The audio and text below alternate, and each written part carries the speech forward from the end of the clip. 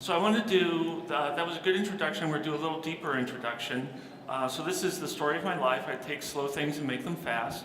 And I would like it if people would pay particular attention, not to the text of my slides, but to the background images, because that's where I've really focused my work for this presentation, right?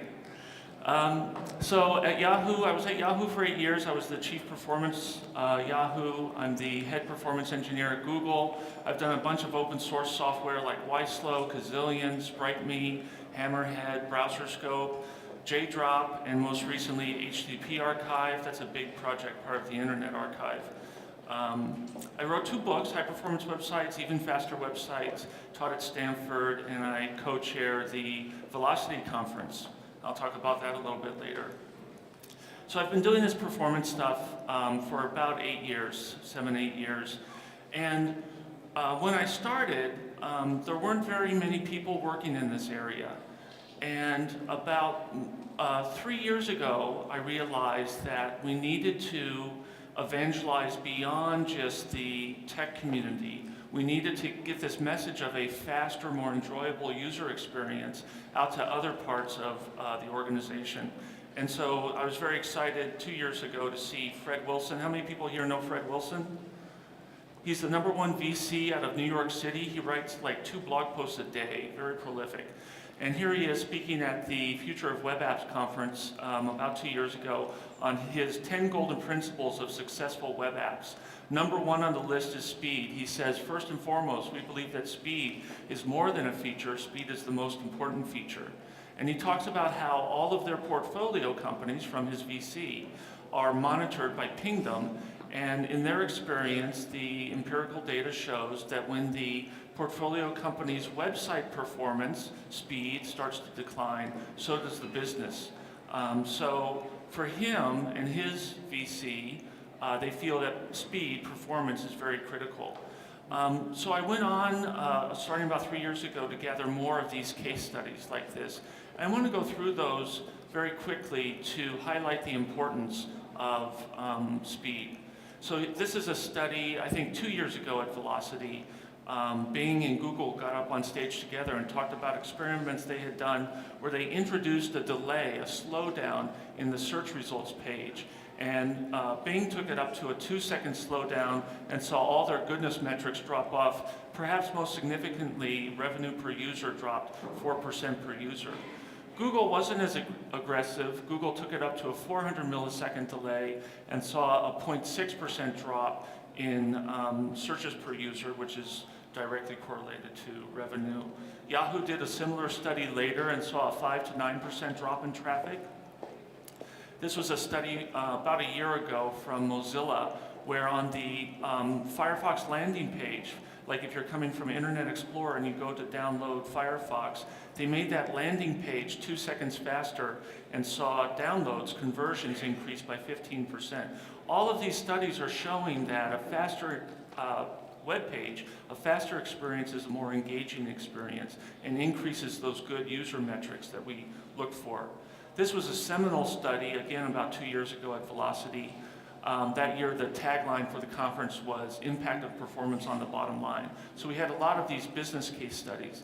And Shopzilla did a tremendous performance optimization effort on their website. They took it from 7 seconds to 3 seconds, and they saw a 7 to 12% increase in revenue, in conversions. This was very critical. About 4 years ago, Google announced that your AdWords quality score incorporated the site speed as part of that quality calculation.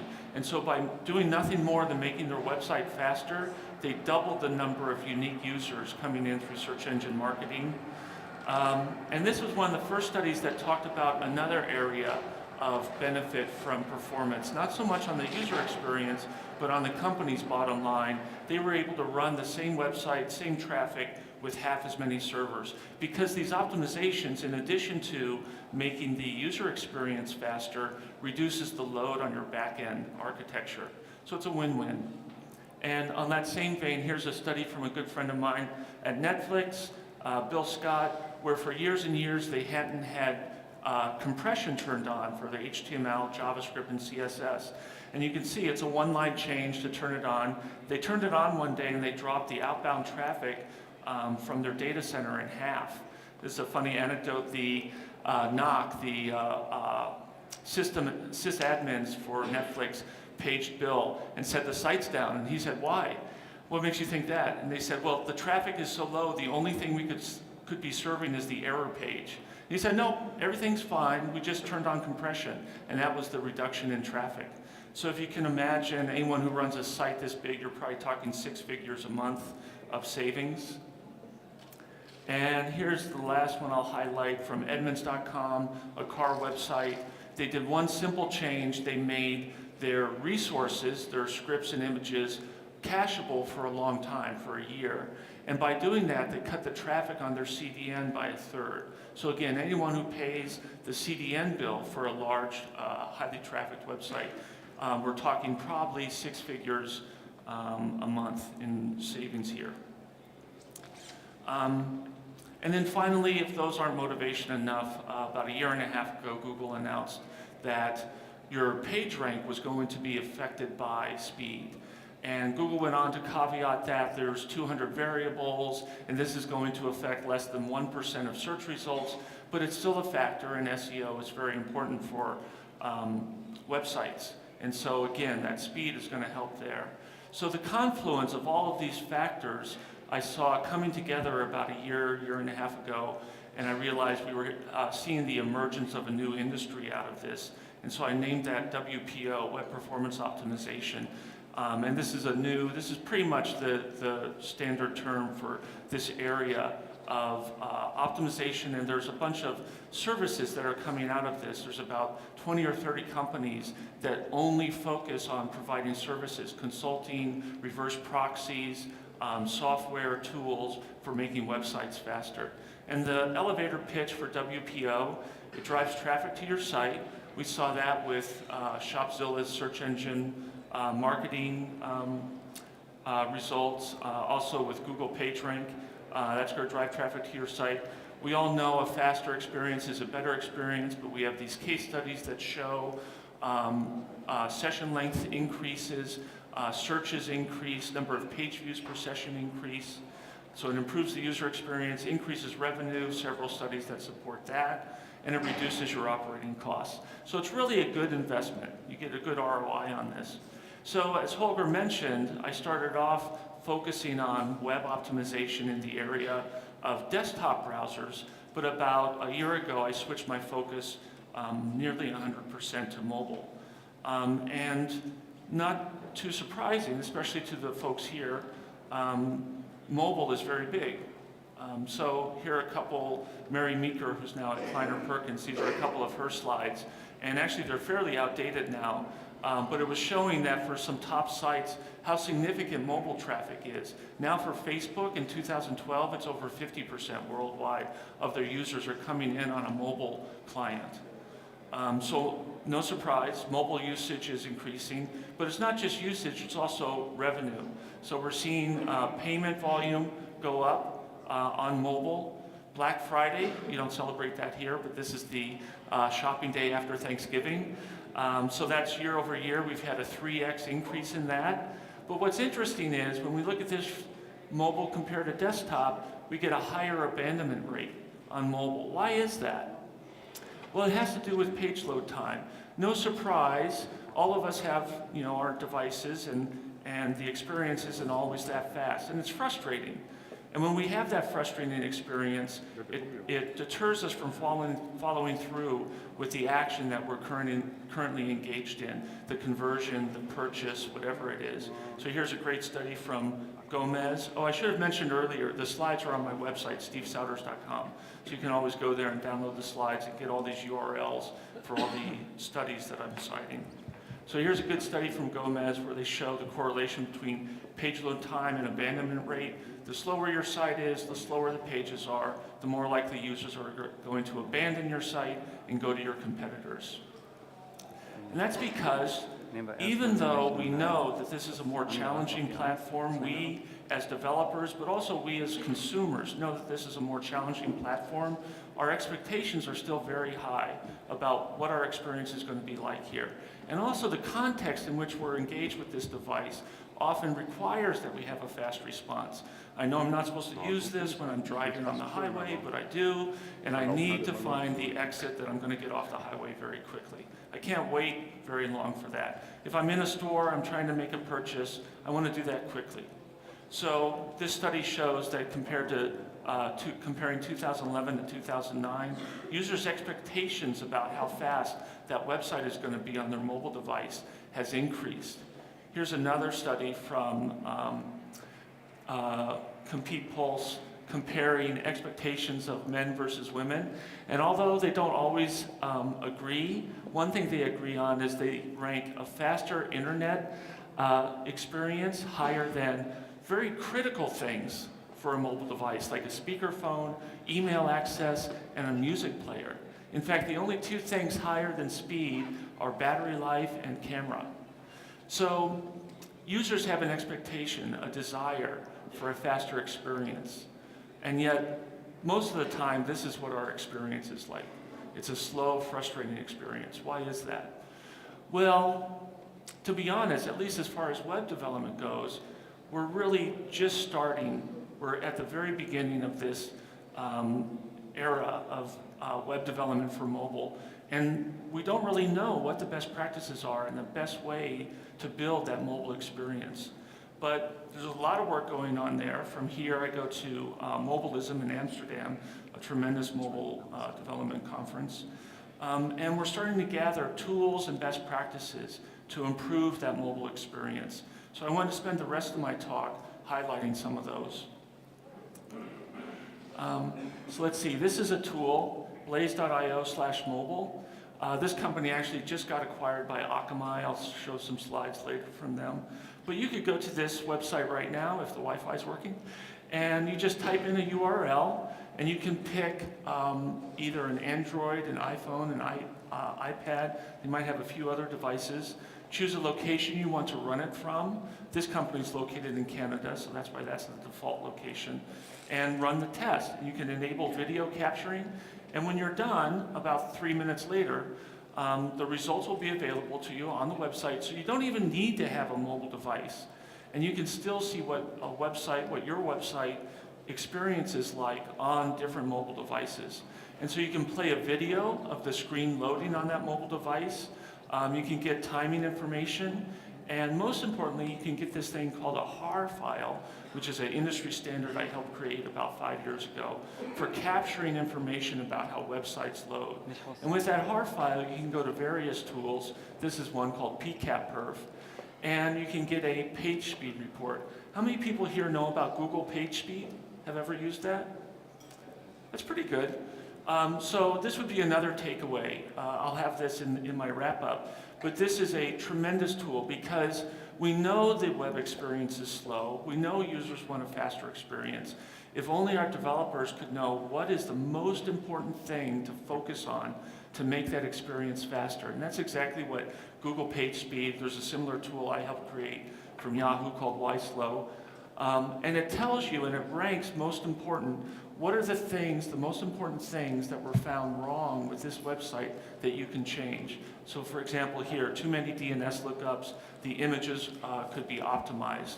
It's not saying that there's too many images, it's just saying that the format of the images, the size of them is inappropriate and too large for the device. So with these suggestions, you can go out and follow these best practices. And I just wanted to highlight a few of those. So certainly, the fastest HTTP request is the HTTP request that's not made. So if we can eliminate HTTP requests, these are requests for images, scripts, style sheets. If we can just eliminate them, it's going to make the website faster.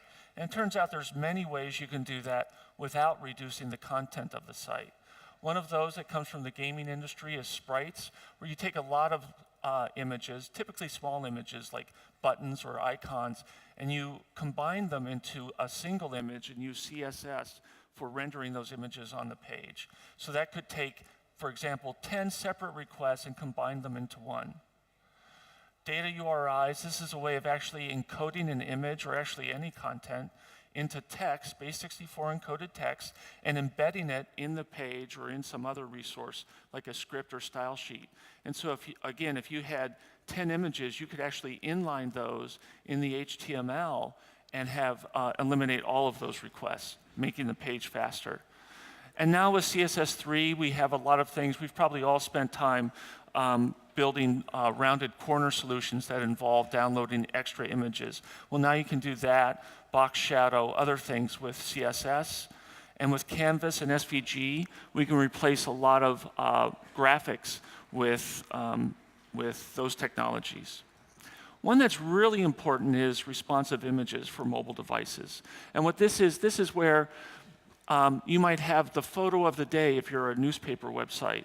And it's very large for desktops, but on a mobile device, we don't need an image that's that big. We can certainly resize it and have it fit the device, but we've downloaded several hundred K of photographic quality image that's not being taken advantage of. So it'd be better to download an image that was sized appropriately for this device. Now, you can do that manually, but luckily there are a lot of solutions out there for automating that. My favorite is this one from Sencha called Sencha.io Source, where all you do is you take your image URL and you prefix it and route it through their reverse proxy.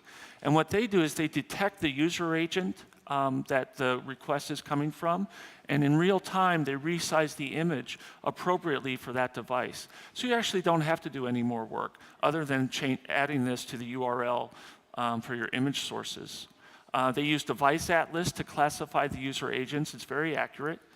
And they also provide domain sharding. I won't go into this, but if you have a lot of images, you can actually distribute them across multiple domains to get them to download faster.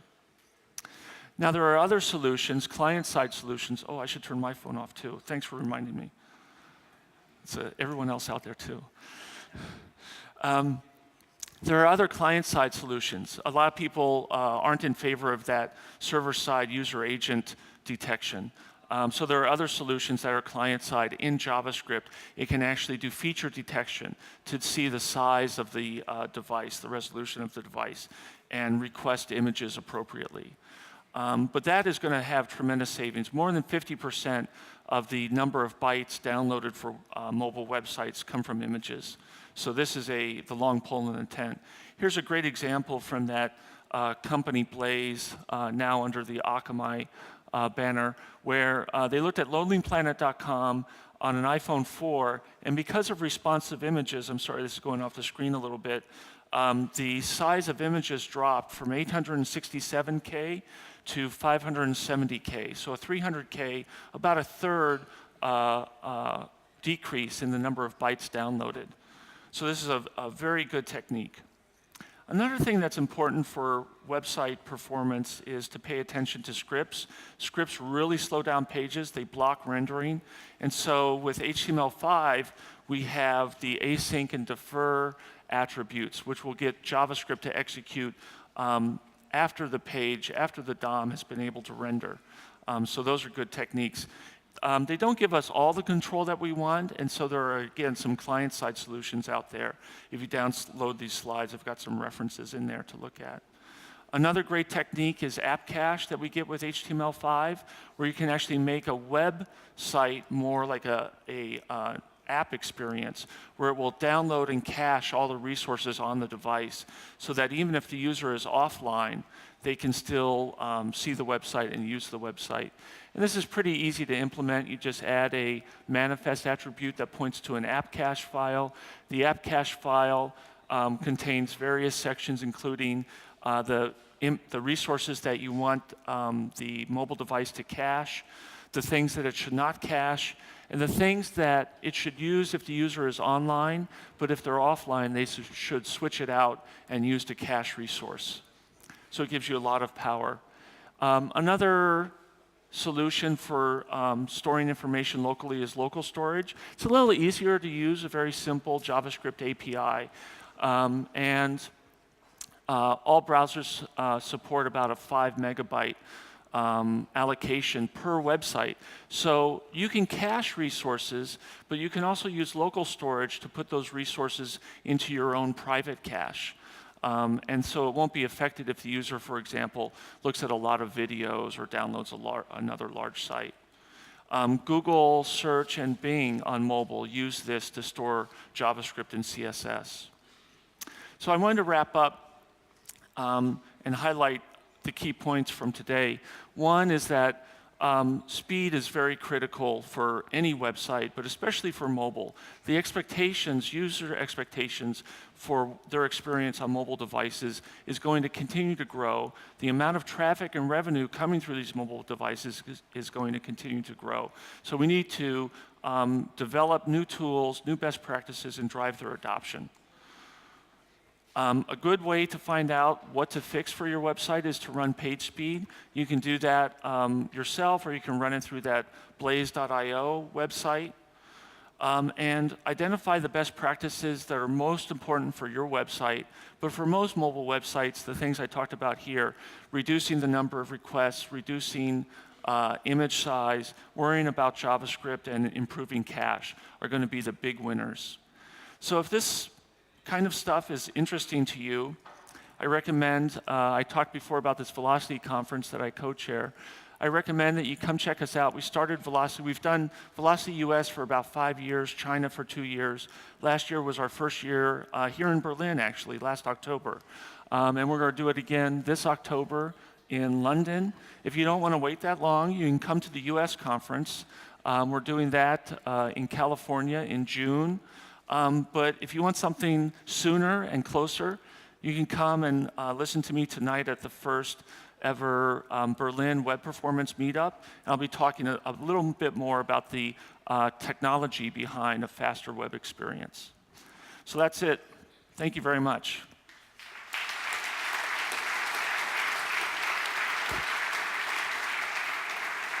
A little time? Thank you very much, Steve. Steve is happy to take some questions, if you have them, while I'm asking Nikolai to show up here to set up his computer for the next talk.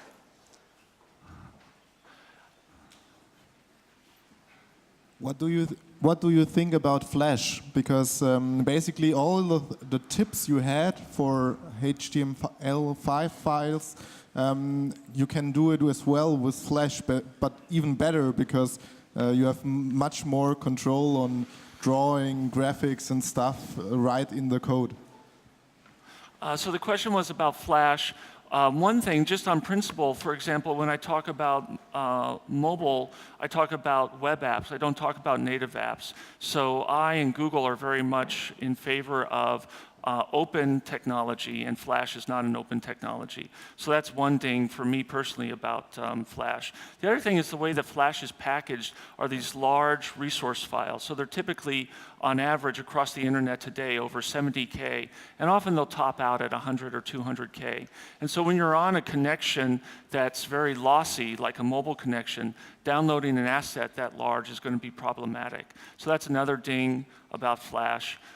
It's also different than a typical web experience. I find myself often, even when I know it, I'm looking at a Flash object, right-clicking on it and expecting to see the HTML browser menu that I normally see, and I don't. But even if you are going to use Flash, there was a very good talk at Velocity last year from two developers at YouTube, one who was responsible for the Flash player and one who was responsible for the HTML5 video implementation. And they had good recommendations for how to make that Flash experience faster, prefetching DNS. So if, I'm not trying to convince you not to use Flash, but even if you are using Flash, there are tips for making that experience faster. But I would still point people towards an open solution.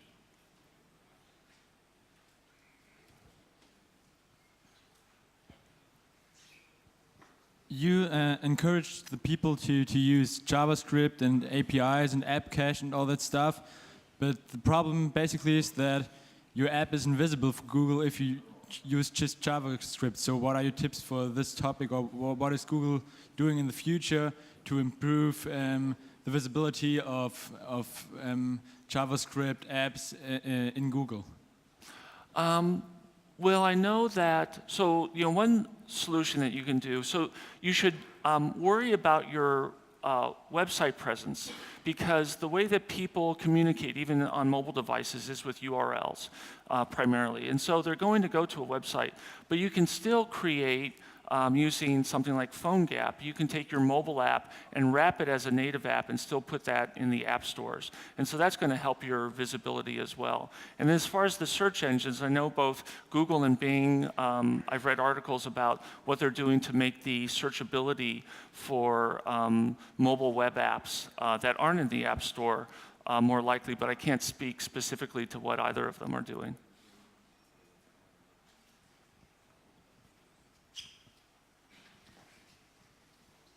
Maybe you could lose a few words about SPDY and where do you see it in the future? Oh, yeah.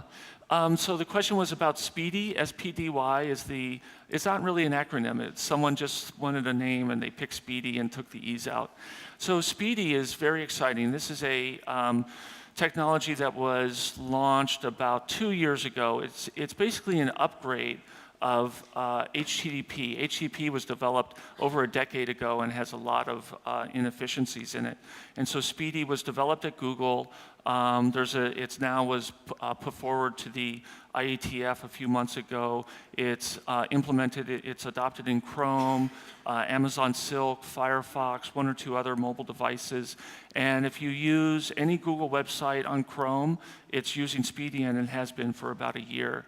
And it makes just using this new implementation, this new protocol, makes websites about 20 to 30% faster. The most recent study was 23%. So what websites can do, it requires both the client and the server to speak this SPDY protocol. So we're now seeing more and more clients adopt SPDY, but if your web server doesn't speak SPDY, then you won't get this benefit from users on those clients. And so if you run a website, I recommend that you investigate SPDY. There's mod SPDY if you're running Apache. There are ways that your web servers can speak SPDY as well. And then anyone coming in from Chrome and Firefox will get that. And Microsoft also, last month, put out a similar proposal to the IETF that includes SPDY as well. So that's a really good solution, and it's something that we still are going to need these best practices around JavaScript and HTML, but it's an infrastructure change that will make everything faster without developers having to rewrite any code. So with that, I'll be here for the rest of the day if people want to ask me any questions, but I think I'm out of time. So thank you very much. Maybe I'll see you tonight.